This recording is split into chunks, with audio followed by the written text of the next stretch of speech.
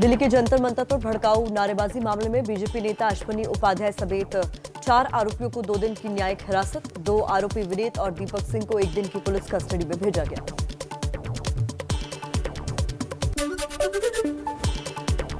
BJP नेता अश्विनी उपाध्याय की गिरफ्तारी से नाराज समर्थकों का कनॉट प्लेस थाने के बाहर हंगामा। 2 महिला प्रदर्शनकारियों को हिरासत में लिया गया। इलाके में सुरक्षा बढ़ाई गई।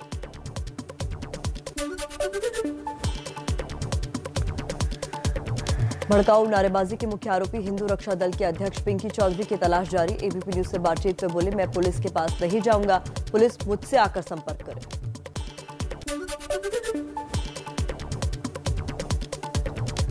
गाजियाबाद में डासना देवी मंदिर में साधुओं पर हुए हमले मामले में नया मोड़। अश्विनी उपाध्याय की तरफ से जंतर मंतर पर आयोजित कार्यक्रम में भाग लेने के लिए आए थे साधु। मंदिर के महंत ने पुलिस पर भी उठाए सवाल। लोकसभा से पास हुआ ओबीसी आरक्षण संशोधन बिल आज राज्यसभा में पेश होगा। लोकसभा में कल बिल के पक्ष में कुल 385 वोट पड़े, विरोध में एक भी नहीं। बिल के कानून बनने के बाद राज्य को ओबीसी लिस्ट बनाने का मिलेगा अधिकार।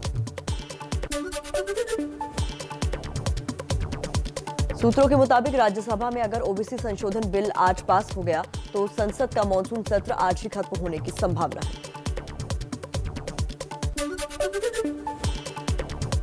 राज्यसभा में हंगामे के बीच विपक्षी सांसदों की ओर से की गई बदसलूकी। विपक्षी सांसदों ने माफ कीजिएगा और काले कपड़े पहनकर विरोध किया। रूल बुक की कॉपी सभापति की तरफ फेंकी। सरकार बोली, हंगामा करने वालों पर कार्रवाई की जाएगी।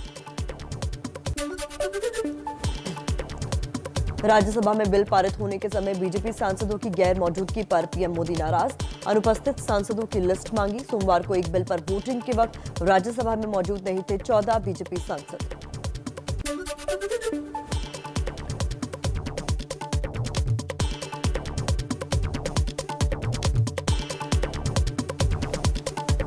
देश भर में एनआरसी लागू करने को लेकर अभी कोई फैसला नहीं, सरकार ने संसद में जानकारी दी।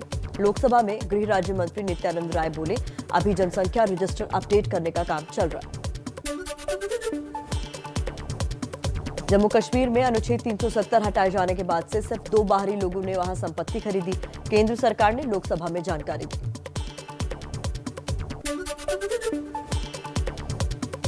दिल्ली में आज केंद्रीय कैबिनेट में शामिल ओबीसी मंत्रियों का स्वागत सम्मान होगा। शाम 5 बजे बीजेपी अध्यक्ष जेपी नड्डा की अध्यक्षता में 27 मंत्रियों को सम्मानित किया जाएगा। यूपी समेत 5 राज्यों में होने वाले चुनाव से पहले वहां की जनता का मूड भांपने के लिए बीजेपी नमो ऐप पर सर्वे कराएगी। पीएम मोदी को भी सर्वे के बारे में दी जाएगी जानकारी। किसानों की नाराजगी दूर करने के लिए यूपी में बीजेपी का बड़ा प्लान। गन्ना क्षेत्र की 104 विधानसभाओं में घूमेंगे बीजेपी के किसान नेता। करीब 200 किसानों को योगी से मिलाकर समस्याओं का समाधान निकाला जाएगा। रीता बहुगुणा जोशी की शिकायत पर बीजेपी ने जितेंद्र सिंह बबलू को पार्टी से निकाला। 4 अगस्त को ही बीएसपी छोड़ बीजेपी में शामिल हुए थे। जितेंद्र सिंह बबलू पर 2009 में रीता बहुगुणा के घर आग लगाने का आरोप। राजनीति को बेदाग करने के लिए सुप्रीम कोर्ट का बड़ा कदम। बिहार चुनाव के दौरान उम्मीदवारों के आपराधिक रिकॉर्ड मीडिया में प्रकाशित नहीं करने के मामले में 8 दलों पर 1-1 लाख रुपए का जुर्माना लगाया। सभी को अवमानना का दोषी माना।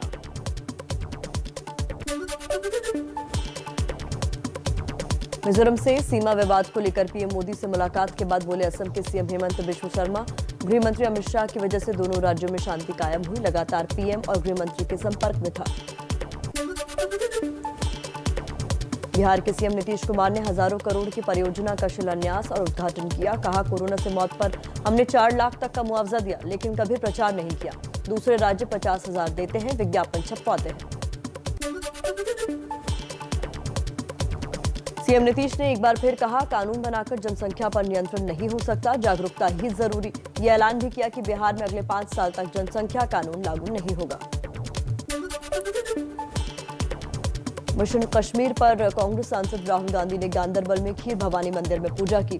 जम्मू कश्मीर के पूर्ण राज्य की दर्जा बहाल करने की मांग की। भावुक अंदाज में बोले, थोड़ी कश्मीरियत मेरे अंदर भी है, मेरे पूर्वजों का घर कश्मीर ही था।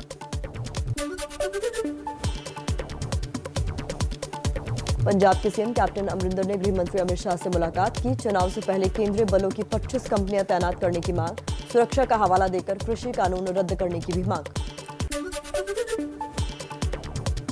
पंजाब कैबिनेट में फेरबदल की चर्चाओं के बीच दिल्ली में सोनिया गांधी से मिले सीएम अमरिंदर। 10 जनपद पहुंचकर मुलाकात की। पंजाब के प्रभारी हरीश रावत भी मौजूद रहे। बैठक के बाद कहा, पंजाब सीएम के उठाए गए कदम से पार्टी अध्यक्ष संतुष्ट। चलिए आगे बढ़ते हैं, कुछ और अहम खबरें आप तक पहुंचाएं तेज रफ्तार में।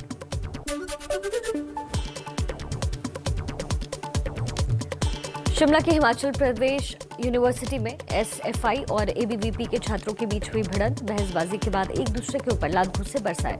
पुलिस ने हालात संभाले, लेकिन तनाव अभी बरकरार।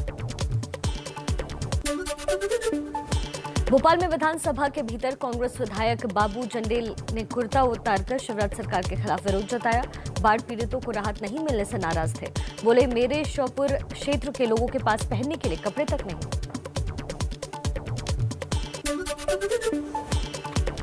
यूपी के मिर्जापुर में गंगा का रौद्र रूप नजर आया। जलस्तर खतरे के निशान के पार पहुंचा। सदर और चुनार तहसील के तकरीबन 100 गांव जलमग्न हुए। हर घंटे 2 सेंटीमीटर बढ़ रहा है गंगा का पानी। प्रयागराज में उफनती नदियों का पानी सड़कों से लेकर गांवों और खेतों में मचा रहा है तबाही। लगातार तीसरे दिन गंगा और यमुना का पानी खतरे के निशान से ऊपर। वाराणसी शहर के कई रिहायशी इलाकों में घुसा गंगा का पानी। मारुति नगर इलाके में मकान की एक मंजिल पानी में नजर आई डूबी। रेस्क्यू के लिए कॉलोनी की सड़कों पर चल रही है एनडीआरएफ की बोट। बिहार के बक्सर में भी बाढ़ से बड़ी मुसीबत। दियारा इलाके के कई गांवों में घुसा गंगा का पानी। सड़कों पर गाड़ियों का चलना भी मुश्किल। भागलपुर में नेशनल हाईवे का बड़ा हिस्सा एक ट्रक के गुजरते वक्त धंस गया। गाड़ियों की आवाजाही ठप हुई। झारखंड की ओर भी जाता है ये रास्ता।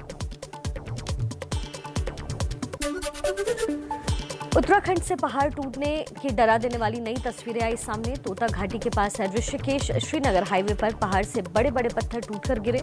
मौके पर मौजूद लोगों ने पीछे हटकर बचाई अपनी जान। पौड़ी जिले में उफनती बरसाती नदी की लहरों में फंसी पुलिस की वैन, जिसमें कैदी भी सवार थे। क्रेन की मदद से वैन को निकाला गया। देश में ऑक्सीजन की कमी से मौत पर स्वास्थ्य मंत्रालय का फिर से इनकार। कहा, किसी राज्य ने ऑक्सीजन की कमी से एक भी मौत की रिपोर्ट नहीं दी। सिर्फ एक राज्य ने संदिग्ध मौत की बात कही है।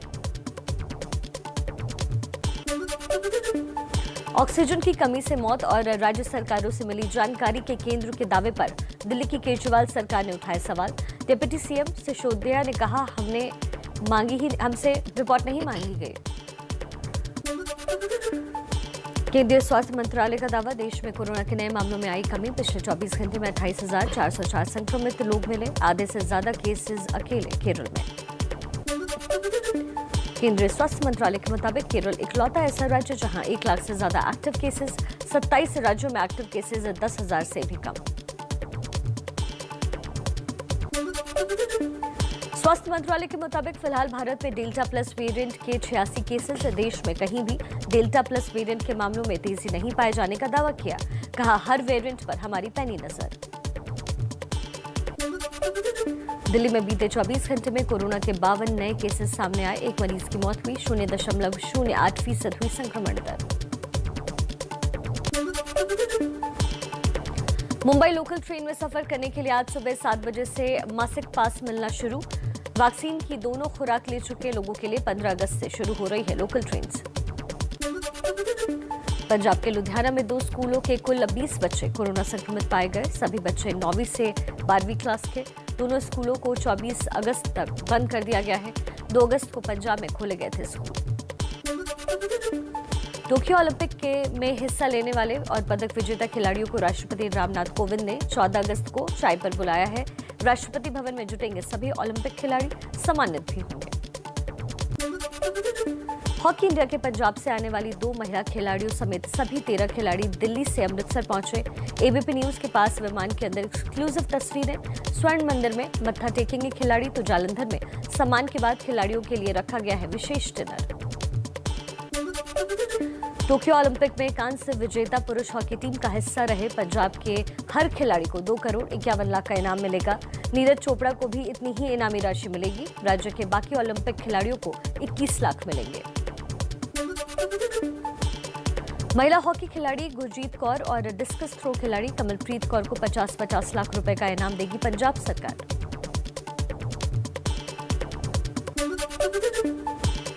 ओलंपिक के गोल्ड मेडल विजेता खिलाड़ी नीरज चोपड़ा के सम्मान में भारतीय एथलेटिक्स संघ का बड़ा फैसला। हर साल 7 अगस्त को देश भर में होगा भाला फेंक प्रतियोगिता का आयोजन। एथलेटिक्स में देश के लिए पहला मेडल जीत कर लाने वाले ओलंपियन नीरज चोपड़ा ने एबीपी न्यूज से कहा, ओलंपिक में हमारी मेहनत रंग लाई। अब की बार 90 मीटर भाला फेंकने का लक्ष्य होगा। प्रधानमंत्री मोदी आज सीजेआई यानी भारतीय उद्योग परिसंघ की वार्षिक बैठक को संबोधित करने वाले हैं। बैठक का विषय है भारत के 75 साल। पीएम मोदी ने कल उज्ज्वला योजना के दूसरे चरण की यूपी से शुरुआत की। 1 करोड़ परिवार को गैस कनेक्शन दिए जाने की योजना बनाई। मोदी बोले, गरीबों के घर भी जलेगा गैस का चूल्हा। दिल्ली में अब घर बैठे मिलेगा लर्निंग ड्राइविंग लाइसेंस और आरसी समेत कई सेवाएं। इसके लिए आज सीएम अरविंद केजरीवाल फेसलेस सेवा को लॉन्च करने वाले हैं। कल से दिल्ली मेट्रो की इलेक्ट्रॉनिक फीडर बस की होगी शुरुआत। पहली बार चलने वाले इन लो फ्लोर बसों में 24 सीटें। फिलहाल 25 बसों को 2 रूट पर चलाया जाएगा। जम्मू कश्मीर के बारामूला जिले के गुलमर्ग में सेना ने 100 फीट की ऊंचाई पर लहराया तिरंगा। पर्यटकों में देशभक्ति की भावना बढ़ाएगा, गर्व का एहसास भी कराएगा। मुंबई में एक नाबालिग लड़की पर अपनी ही मां की हत्या का आरोप लगा। पुलिस के मुताबिक कराटे वाली बेल्ट से गला दबाकर हत्या की। पढ़ाई के लिए बार बार टोकने पर मां से नाराज थी। गुजरात के आणंद में पटाखों की होलसेल दुकान में लगी भीषण आग। इमारत के बड़े हिस्से को चपेट भी लिया। एक कार और 7 बाइक आग में झुलसे, कई लोग बाल बाल बचे। पहलवान विनेश फोगाट को रेसलिंग फेडरेशन ने अस्थायी तौर पर निलंबित किया। टोक्यो ओलंपिक में अनुशासनहीनता के आरोप पर नोटिस भेजकर जवाब भी मांगा। दिग्गज फुटबॉल खिलाड़ी लायनल मेसी बार्सिलोना छोड़ने के बाद फ्रांस के क्लब पेरिस सेंट जर्मेन से जुड़े करीब 257 करोड़ रुपए में 2 साल का कॉन्ट्रैक्ट साइन किया।